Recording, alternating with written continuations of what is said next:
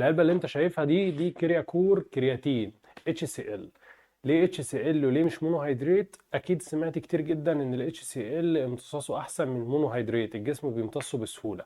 انا ايه بقى الفكره بالنسبه لي؟ الفكره ان انت ما تعملش اللود فيز، او اللي هو تقعد اسبوع تاخد لي 20 جرام او 20 جرام من الكرياتين، تفضل كل شويه 5 جرام 5 جرام على في يوم واحد. كميه كبيره جدا من الكرياتين بتخش جسمك، جسمك كده كده مش بيعرف يتعامل معاها، وبتنزل رواسب وبتبقى موجوده على الكلى وبتعمل لك مشاكل واحتباس ميه، وجسمك مش عارف يتعامل معاها، وبتقعد تشرب ميه كتير جدا في فتره اسبوع كامل 7 ايام على جسمك. وفي ناس بتقعد 10 ايام، يقول لك كل ما زودت فتره التحميل كل ما هستفاد من الكرياتين. طب وعلى ايه؟ ما الاتش سي ال دوت انت مش محتاج تعمل التحميل خالص، وهما 2 جرام والدنيا تمام. انا على فكره مش برشح منتج ولا اي شركه، هات اللي تجيبه، بس اهم حاجه يبقى منتج اتش سي ال عشان يبقى امتصاصه احسن وما تحتاجش ان انت تعمل تحميل.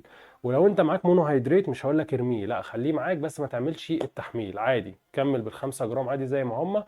وكده كده جسمك هيستفاد، يمكن يقعد اسبوع او اسبوعين لحد ما يتشبع بالماده، بس هيبقى احسن كتير جدا من ان انت تحط حمل على جسمك. مش عايزين نحمل على جسمنا اي حاجه، خصوصا لو انت كان عندك مشاكل في الصلع وراثيا، لان في ناس اتاذت من الكرياتين وكان فعلا بيحصل لهم تساقط من الشعر وكلمتني كتير جدا.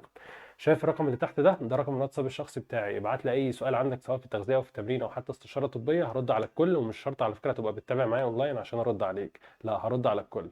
ولو انت على الفيسبوك اعمل فولو، او على التيك توك اعمل فولو، لو على اليوتيوب اعمل سبسكرايب، واحلى سلام عليك.